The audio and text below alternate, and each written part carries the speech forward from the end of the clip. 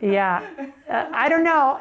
It depends what door, it depends what door, because like I said, we see now individuals who use AI as a informal therapist to try to parse or understand their real life interpersonal conflicts.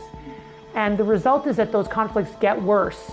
They don't get better, they get worse, because the AI chatbot basically validates everything the individual says and encourages conflict. So what we're seeing in clinical care is people, for example, in difficult marriages, and every marriage has its conflicts, who then turn to AI for marriage advice.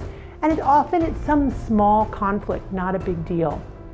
But then AI begins to validate their every idea about what's wrong with the marriage. And they spend more and more time talking to AI about how terrible the marriage is.